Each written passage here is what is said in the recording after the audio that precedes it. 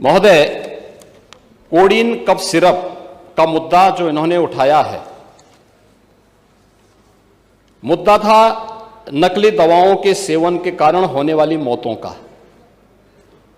और उसके बारे में हमने पहले ही बताया है कि नकली दवा के कारण होने वाली मौत के प्रकरण की कोई भी बात अभी तक शासन के संज्ञान में नहीं आई है और समय समय पर FSDA विभाग इसको लेकर के छापेमारी करती है, कार्रवाई करती है। कंपनियों में भी इस प्रकार की कार्रवाई होती है। यूपी के अंदर कोडीन कफ सिरप इसके केवल स्टॉकिस्ट हैं, होलसेलर है, इसका यहां पे प्रोडक्शन नहीं होता है।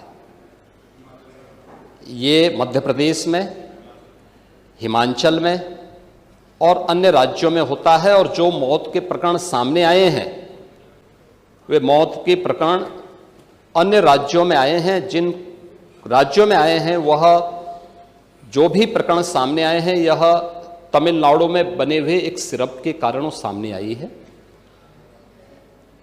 ये पूरा प्रकरण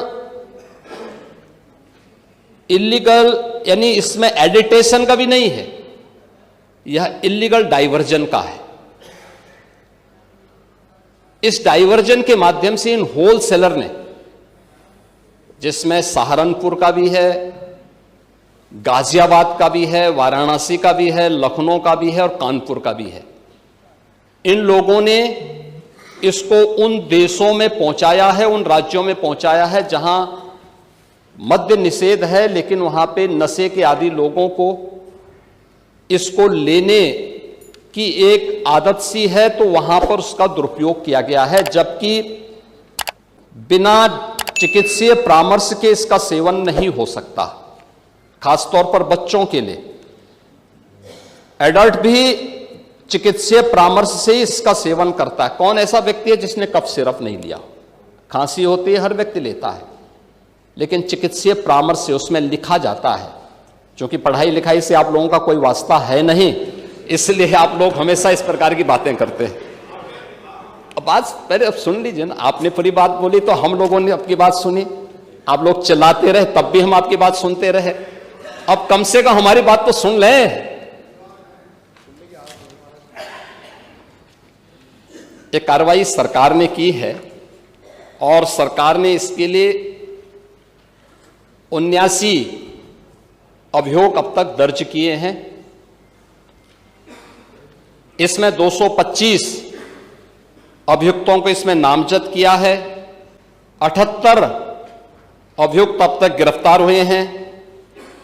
134 फर्म पर एक छापेमारी की कार्रवाई हुई है और इसमें अब तक जिन क्षेत्रों में ये आई हुई, अलग अलग राज्यों से जुड़े हुए यह सभी केंद्र हैं। और मुझे लगता है अगर आप इसकी गहराई में जाएंगे तो घूम फिर करके वही मामला है कि वो कहीं ना कहीं कोई ना कोई समाजवादी पार्टी से जुड़ा हुआ नेता या उनसे जुड़ा हुआ कोई ना कोई व्यक्ति उसकी चपेट में आता है। और इलीगल ट्रांजैक्शन भी जो हुआ है वह भी आपकी लोहिया बहाने के एक पदाधिकारी के अकाउंट के माध्यम से हुआ है।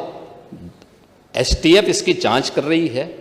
इस पूरे मामले में हाई कोर्ट से उस पूरे मामले को NDPS के अंतर्गत इस मामले में मुकदमा चलना चाहिए।